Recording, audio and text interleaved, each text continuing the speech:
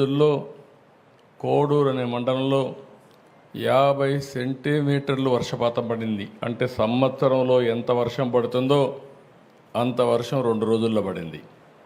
ఆ నీళ్ళని కిందికి పోవాల్సిన అవసరం ఉంది.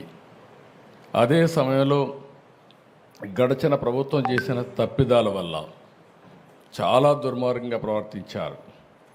బుడమేరుకు గండ్లు పడితే ఆ గండ్లు కూడా పోడ్చలేని పరిస్థితి. ఆరో తెలుగుదేశం ప్రభుత్వం దగ్గర 57 కోట్ల రూపాయలు శాంక్షన్ చేసి ఆధునీకరణ కింద బుడమేరులో పనులు చేయాలని ఆ రోజు శాంక్షన్ చేస్తే రాజకీయ కారణాలతో దాన్ని క్యాన్సిల్ చేసే పరిస్థితికి వచ్చారు. అది క్యాన్సిల్ చేసి కనీసం వీళ్ళ తెలివితేటలుంటే వాళ్ళు సొంతంగానే పనిచేయాలి. ఆ పని కూడా చేయలేదు. దీనికి అదనంగా బుడమేరు మొత్తం ఆక్రమణకు గురి చేశారు. ఎవడికి దొరికింది వాడు అమ్ముకునే పరిస్థితికి వచ్చారు. తప్పుడు రిజిస్ట్రేషన్లు చేశారు, బిల్డింగ్లు కట్టారు.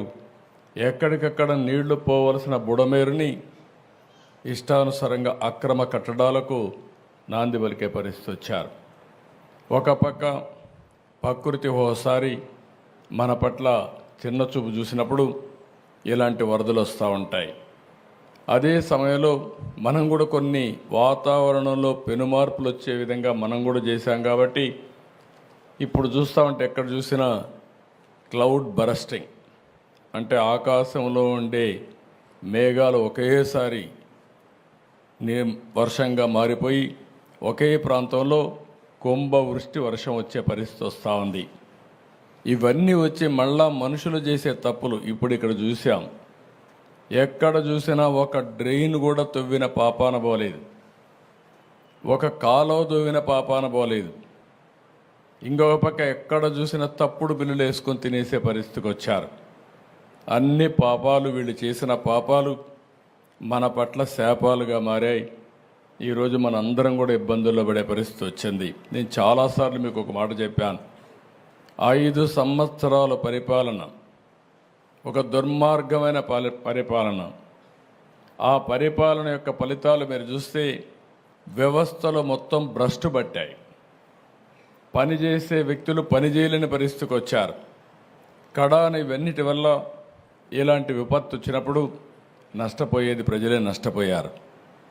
అందుకని నాకు 10 రోజులు పట్టింది. మొదటి 2 రోజులు నేను అధికార యంత్రాంగాన్ని ముందుకు పోమన్నా పోయే పరిస్థితిలో కూడా లేరు. అక్కడి నుంచి నేను అక్కడే ఉండి కడాన మీరు ఒకసారి చూస్తే బుడమేరులో దగ్గర 5 రోజులు రామానాయుడు అక్కడే ఉండి గండ్లు పూడ్చే పరిస్థితి వచ్చారు. ఆ గండ్లు పూడ్చారు కాబట్టి విజయవాడకు వచ్చే నీళ్లు ఆగే పరిస్థితి వచ్చింది. 2 మార్గాలు. ఒకటి, సిటీలో ఉండే నీరు బయట పంపించాలి, పైన వచ్చే నీరు ఆపాలి. పైన నీరు ఆపాలంటే గండ్లన్నీ పూడ్చాలి. గండ్లు పూడ్చాలంటే వాతావరణం సహకరించలేదు, వర్షాలు పడ్డాయి. ఆ గట్టంతా కూడా ఎక్కడికక్కడ దిగబడే పరిస్థితి ఉంది. దాంట్లో మళ్ళా ఒక లారీయో ఒక ట్రాక్టరో తీసుకపోతే, లేకుంటే ఒక ప్రొక్లైన్ తీసుకపోతే అది కూడా కూరకపోయే పరిస్థితి వచ్చింది. అయినా ఎక్కడికక్కడ మళ్ళీ దాన్ని లాక్కుంటూ మళ్ళీ పెద్ద బోల్డర్లు తీసుకొచ్చి ఓసారి ప్రవాహానికి అడ్డుగా కట్టాలంటే మట్టేస్తే కొట్టుకొని పోతుంది, ఇసుకేస్తే కొట్టుకొని పోతుంది. అలాంటప్పుడు దగ్గర 100 టన్నులు ఒక రాళ్ళు తీసుకొచ్చి పెద్ద బోల్డర్స్ తీసుకొచ్చి అక్కడ వేస్తే దానిపైన మళ్ళా మట్టేసి కన్సాలిడేట్ చేసి ఒక విధంగా చెప్పాలంటే ఒక యుద్ధమే చేశాం అక్కడ. కడాన ఆర్మీ వాళ్ళు చెప్పారు, మా వల్ల కూడా కావలేదు, మేము చాలా టెక్నాలజీ చూసాం కానీ ఇలాంటి టెక్నాలజీ మా దగ్గర లేదని వాళ్ళ చేతులు ఎత్తేస్తే కాదని మన వాళ్ళు నిరూపించారు. దానికి మనస్ఫూర్తిగా ఇరిగేషన్ డిపార్ట్మెంట్ని, రామానాయుడు కూడా అభినందిస్తున్నా. అది జరిగిన తర్వాత మీరు చూస్తే ఏమాత్రం సిగ్గుపడకుండా ఒక రాజకీయ పార్టీ ఇంకా కూడా మాట్లాడే పరిస్థితికి వచ్చారు. ఇంకో పక్కన మీరు చూశారు, ఒక్కొక్క బోటు 50 టన్నుల వెయిట్ ఉండే బోట్ని, అది కూడా ఏదైతే ఎవరైనా బోట్ ఉంటే ఆ బోట్ని జాగ్రత్తగా పెట్టుకుంటాం. అలాంటిది 3 బోట్లు ఒకటిగా కట్టి 11,40,000 క్యూసిక్స్ ఆఫ్ వాటర్ నదిలో వస్తూ ఉంటే అప్పుడు ఈ వదిలిపెట్టారు. ఇప్పుడు మాట్లాడుతున్నారు ఎట్టొచ్చాయో తెలియదని. ఈ 4 వచ్చి కౌంటర్ వెయిట్ అని కాలముకు మధ్య సపోర్టింగ్ కడతాం. అది కూడా 15 టన్నుల వెయిట్ ఉండే కౌంటర్ వెయిట్ నుంచి గుద్దాయి. ఆ హైట్కి వచ్చి గుద్దితే ఆ కౌంటర్ వెయిట్ 2గా విరిగిపోయే పరిస్థితికి వచ్చాయి 3 కాలమ్స్లో. అంటే మీరు ఊహించుకోవాలి, అదే కానీ కాలమును కానీ గుద్దుంటే ఈరోజు ప్రకాశం బ్యారేజీ మనం చూసేవాళ్ళం కాదు. అది కొట్టుకొని పోతే లంక గ్రామాలు ఏమవుతాయి, ఈ ప్రాంతం అంతా ఏమవుతుంది? కనీసం అలాంటి బాధ్యత లేకుండా చేసి ఆ రోజు ఇదే చేశారు. బాబాయిని చంపేసి గుండెపోటుగా చిత్రీకరించిన వాళ్ళు ఇప్పుడు బోట్లు వదిలిపెట్టి మాకు తెలియదనే పరిస్థితికి వచ్చారు. కనీసం ఓనర్స్ అనేవాళ్ళు ఆ బోట్లు క్లెయిమ్ చేయలేదు, వచ్చి కొట్టాయి. 3 రోజులు మనం మన పనుల్లో ఉన్నాం. చూస్తే దానికి వైఎస్ఆర్ కాంగ్రెస్ పార్టీ కలర్స్ ఉన్నాయి. అయితే ఒక్కడు కూడా మాట్లాడకపోతే ఆ నెంబర్లు తీసుకొని వెరిఫై చేస్తే వీళ్ళంతా కూడా వైఎస్ఆర్ కాంగ్రెస్ పార్టీ ఫాలోయర్స్. అదే మరిగా ఇదే బోట్లు ఈ దొంగ ఇసుక వ్యాపారాన్ని చేయడానికి వినియోగించిన బోట్లు ఇవన్నీ. అంటే మనం గుర్తుపెట్టుకోవాలి, నేరాలు ఘోరాలు చేసే దుర్మార్గులు ప్రజా జీవితంలో ఉండి ప్రజల జీవితాలను అతలాకుతలం చేసే పరిస్థితికి వస్తున్నారు. నేను ఒక పక్క వరదలు వచ్చాయి, వరదల్ని ఏ విధంగా ఆదుకోవాలి, అక్కడికి పోతే భయంకరమైన పరిస్థితులు. 1 రోజు కాదు, 2 రోజులు కాదు, 3 రోజులు కాదు, వరద తగ్గడం లేదు. ఏం చేయాలో తెలియని పరిస్థితి. కనీసం మంచినీళ్ళు ఇవ్వలేకపోతున్నాం, తిండి అందించలేకపోతున్నాం. బోట్లు పంపిస్తే ఎన్డీఆర్ఎఫ్ లాంటి సంస్థ ముందుకు సాగలేక ఆ వెలాసిటీ, ఆ ఫోర్స్ వల్ల వెనక్కి వచ్చే పరిస్థితి వస్తామని మేము కూడా కొట్టుకొని పోతామని హెలికాప్టర్లు పెట్టాం. హెలికాప్టర్లో ఫుడ్ తీసుకుపోయిస్తే కొంత వేస్ట్ అవుతూ ఉంది, కొంతవరకే చేరుతూ ఉంది. డ్రోన్స్ పెట్టాం, ఎందుకంటే వీళ్ళంతా ఫుడ్ తీసుకపోతే వీళ్ళు కూడా దిగలేక కొట్టుకొని పోతామని భయంతో ఇసిరేయడం మొదలుపెట్టారు. దానివల్ల కూడా ఇబ్బందులు వచ్చాయి. అప్పుడు డ్రోన్లు పెట్టి ఇక్కడి నుంచి నేరుగా బిల్డింగ్ పైకి పంపించే పరిస్థితికి వచ్చాం. ఇన్ని అవస్థలు పడితే ఏదైతే వైఎస్ఆర్ కాంగ్రెస్ పార్టీ ఒక పేపర్ పెట్టుకొని విషయం జిమ్ముతున్నారు అంటే ఓడిపోయారు కాబట్టి, ప్రజలు ఓడిచ్చారు కాబట్టి ఈ ప్రజలపైన ద్వేషం పెంచుకొని ఏదో ఒక విధంగా నష్టం చేయాలని ఆలోచించే పార్టీలు నియమనాలు నాకైతే అర్థం కావడం లేదు. ఇలాంటి పార్టీలు ఈ రాష్ట్రంలో ఉండడమే మన దురదృష్టం అని చెప్పి కూడా నేను మీకు తెలియజేస్తాను. భారతదేశ చరిత్రలో ఎక్కడా ఇలాంటి పార్టీ ఉండదు.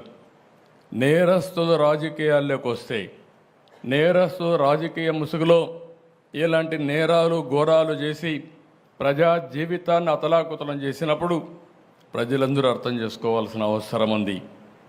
అదే కానీ నేరస్తులు రాజకీయ ముసుగు లేకపోతే నాకు 2 నిమిషాలు పట్టకొచ్చి తాట తీసి ఎక్కడ పెట్టాలనో అక్కడ పెట్టేవాడిని అని చెప్పి కూడా నేను మీకు తెలియజేస్తున్నా. నేను చాలా సంక్షోభాలు చూశాను. నాకు ఇవన్నీ ఒక లెక్క కాదు. నా పీరియడ్లో ఎవడో రౌడీ అనేవాడు ఎవడో రోడ్డు మీదకి వచ్చేవాడు కాదు. ఒకే మాట చెప్పాను, ఎవరైనా రౌడీ అనేవాడు రోడ్డు మీదకి వచ్చేదానికి వీలు లేదు, ఈ రాష్ట్రంలో ఉండడానికి వీలు లేదని చెప్పి నిర్మోహమాటంగా యాక్ట్ చేసి రౌడీయిజాన్ని, అంత మునుపంత గల్లీకి ఒక లీడర్ ఉండేవాడు, అటు తెలంగాణలో కానీ ఇటు ఆంధ్రప్రదేశ్లో కానీ ఆ 9 సంవత్సరాలు రౌడీలు లేకుండా చేశాను. రాయలసీమ మొత్తం ముఠాలు, ఒకరినొకరు కొట్టుకోరు చనిపోయేవాళ్ళు, కక్షలు పెంచుకునేవాళ్ళు, తరతరాలుగా ఆ కక్షలు కొనసాగేటివి. ఒకే మాట చెప్పాను, మా పార్టీ మీ పార్టీ అని లేదు, ఎవరైనా ఒకటే, ముఠానాయకుడిగానే చూస్తానని ముఠాలు అణిచివేశాను. ఈరోజు రాయలసీమలో ముఠాలు లేవు. కమ్యూనల్ వైలెన్స్, మత విద్వేషాలు రెచ్చగొట్టే ఎవరైనా సరే వాళ్ళ మీద ఒక మాటలో చెప్పాలంటే కఠినంగా వ్యవహరిస్తానని వ్యవహరించా. కడాన తీవ్రవాదుల సమస్య కూడా నేను ఆ రోజు చెప్పాను. ఇది రాజకీయ, ఆర్థిక, సామాజిక సమస్య.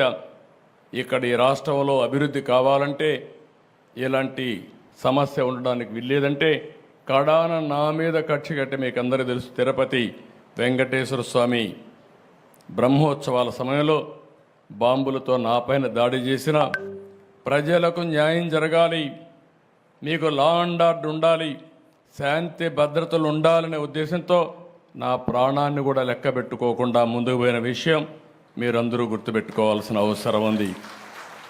ఇప్పుడు నాకు ఒక పెను సవాలుగా తయారైంది. మాట్లాడితే రాజకీయాలు మాట్లాడతారు. ఒక రాజకీయ పార్టీ ఆఫీసు పైన దాడి చేస్తారు.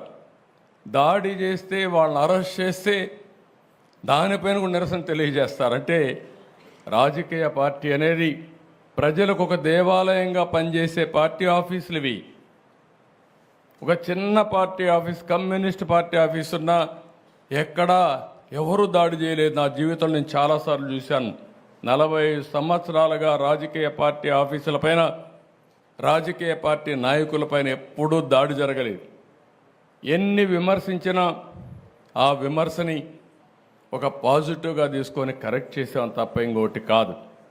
అలాంటి దురదృష్టకరమైన పార్టీ ఓసారి నాకే అనిపిస్తుంది, నేను ఎన్నో రాజకీయాలు చేశా, ఎంతమందితో చేశా, కానీ ఒక నేరస్తుడితో రాజకీయాలు చేయడం అనేది నాకే నామోషి అనిపిస్తుంది. కానీ మీ ప్రజాహితం కోసం నాకు తప్పడం లేదు ఈ యుద్ధం. ఆ విషయం కూడా మీరు గుర్తుపెట్టుకోవాల్సిన అవసరం ఉంది. నిన్న మొన్న మీరు చూశారు, నేను ఒక పక్క బురదలో దిగి, నేను దిగకపోతే మా ఆఫీసర్లు దిగరు, ఎవరు బురదలో దిగకపోతే సమస్య పరిష్కారం కాదు. కాబట్టి నేను బురదలో దిగాను. దిగడం కాదు, ప్రతిరోజు దిగాను. నేను దిగాను కాబట్టి మా ఐఏఎస్ ఆఫీసర్లు అందరూ బురదలో దిగారు. నేను ప్రొక్లైన్ ఎక్కాను, ట్రాక్టర్ ఎక్కాను, నడిచి తిరిగాను. దాంతో మా వాళ్ళు కూడా అక్కడుండి ఎక్కడికక్కడ ముందుకెళ్ళారు. మా కలెక్టర్లు కానీ, మా ఆఫీసర్లు కానీ మొట్టమొదటిసారి నేను చూసా. ప్రజలందరూ కూడా శభాష్ అనే విధంగా ఈరోజు అడ్మినిస్ట్రేషన్ ఇవ్వగలిగారు. ఇదొక పెను మార్పు. మొన్నటి వరకు యథా రాజా తదా ప్రజ. వరదలు వస్తే 5 ఏళ్ళు ఎప్పుడన్నా మిమ్మల్ని చూశారా అని నేను మిమ్మల్ని అడుగుతున్నా. ఎప్పుడన్నా వచ్చారా అని అడుగుతున్న ప్రజలు, ఇది పాలకులు ఎప్పుడూ వచ్చిన వాళ్ళు కాదు. మేము వచ్చి విమర్శించినా పట్టించుకునే వాళ్ళు కాదు. కడాన నా దెబ్బకు ఎప్పుడు కూడా పరదాలు కట్టుకొని తిరిగిన వ్యక్తి బురదలోకి వచ్చే పరిస్థితికి వచ్చాడు. కనీసం ఆపరణ చేశాడు. ఒకరోజు తిరిగాడు, మళ్ళా పారిపోయాడు. అంటే వీళ్ళు రాజకీయాలు మాట్లాడుతున్నారు. ప్రజాసేవ కోసం వచ్చిన వ్యక్తులు, ఏ వ్యక్తి అయినా సరే ఒక పద్ధతి ఉంటుంది, ఒక ప్రొసీజర్ ఉంటుంది. ప్రజలు కష్టాల్లో ఉన్నప్పుడు అండగా ఉండి వాళ్ళ ప్రాణాలు కాపాడడం కానీ, వాళ్ళ ఆస్తులకు నష్టం జరగకుండా చేయడం కానీ, ఒకవేళ నష్టం జరిగితే నష్టపరిహారం ఇవ్వడం కానీ, ఇవి నిరంతరం చేయాల్సిన అవసరం ఉంది. నేను తిత్లీ తుఫాన్ వచ్చింది, ఎకరా వరి పంటకు 20,000 ఇచ్చాను. వీళ్ళు పాలనకు వచ్చిన తర్వాత ఖర్చులు పెరిగాయి తప్ప ఖర్చులు తగ్గలేదు. అలాంటిది ఎకరాకు ఇచ్చే డబ్బులు 16,000 చేసే పరిస్థితికి వచ్చారు. మళ్ళీ నిన్న మొన్న దిగిపోయేటప్పుడు 1,000 రూపాయలు పెంచారు. నేను ఒకటే ఆలోచించాను, వరి పంట వేసిన రైతులు దగ్గర 70 రోజులు 80 రోజుల తర్వాత పంట పోతే, చేతికొచ్చే సమయంలో పంట పోతే అప్పులు మిగులుతున్నాయి. అందుకే మళ్ళీ ఆలోచించాను, ఇది కరెక్ట్ కాదనే ఉద్దేశంతో 17,000 రూపాయలని 25,000 రూపాయలు హెక్టార్కి ఇస్తాను, ఎకరాకు 10,000 రూపాయలు ఇవ్వడానికి నిర్ణయం చేశాం. ఇది కూడా తక్కువే. నా దగ్గర డబ్బులు లేవు, ఖాళీ ఖజానా. రోజువారీగా ఏం చేయాలని అర్థం కాని పరిస్థితి, మొత్తం ఏది పనిచేయలేని పరిస్థితి. మీరు చూస్తే అభివృద్ధి ఆగిపోయింది, ఆదాయం పడిపోయింది, అప్పులోళ్ళు ఎవ్రీడే తిరుగుతున్నారు. 1,00,000 కోట్ల రూపాయలు అప్పు ఇవ్వాలి, ఇంకో పక్క 10 లక్షల కోట్ల రూపాయలకి వడ్డీ అసలు కట్టాలి. అంటే మనం సంపాదించే సంపాదన వడ్డీకి కూడా చాలని పరిస్థితి తీసుకొచ్చేశారు. ఒక పక్క దీన్ని రీషెడ్యూల్ చేసుకుని కానీ ఒక్క మంచి పని చేశారు మీరంతా మొన్న.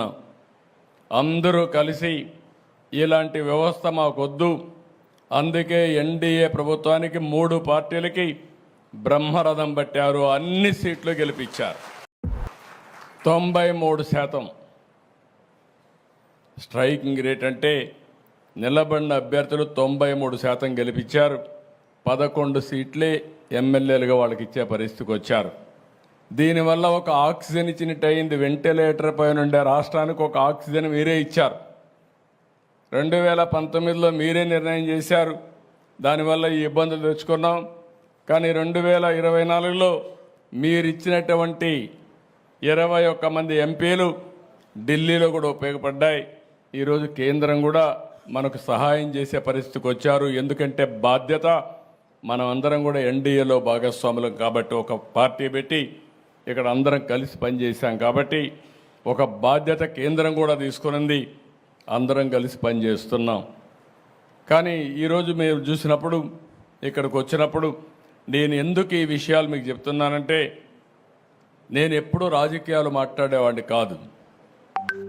ఇది రాజకీయ పరిపాలన, పొలిటికల్ గవర్నెన్స్. మీరేసింది ఓట్లు ఎన్డీఏ గవర్నమెంట్కి వేశారు. ఎన్డీఏ నన్ను ముఖ్యమంత్రిగా ఎన్నుకున్నారు, ఎమ్మెల్యేలందరూ కలిసి ఎన్నుకున్నప్పుడు మేము ఏదైతే మీకు హామీ ఇచ్చామో ఆ హామీలు నెరవేర్చి మీ జీవితాలకు మళ్ళీ వెలుగు తీసుకొచ్చే బాధ్యత మేము తీసుకోవాల్సిన అవసరం ఉందని చెప్పి కూడా నేను మీకు తెలియజేస్తున్నా. అందుకని నేను ఈరోజు వచ్చినప్పుడు ఎప్పుడు కూడా, ఈరోజు 2 జిల్లాలు 3 జిల్లాలు అయింది పశ్చిమ గోదావరి జిల్లా. అయితే గోదావరి జిల్లాలు ఎప్పుడూ తెలుగుదేశం పార్టీకి అండగా నిలబడ్డాయి. ఈసారి ఎన్డీఏ కూడా అదేవిధంగా అండగా నిలబడి మీరు సహకరించారు. ఇప్పుడే కలెక్టర్ గారు కొన్ని ఇక్కడ ప్రజెంటేషన్ చేశారు, కొన్ని విషయాలు చెప్పారు. ఇవన్నీ కూడా నేను చూశాను. నేను ఒకటే మీ అందరికీ హామీ ఇస్తున్నా, ప్రతి ఒక్క వ్యక్తికి న్యాయం చేయడం కోసం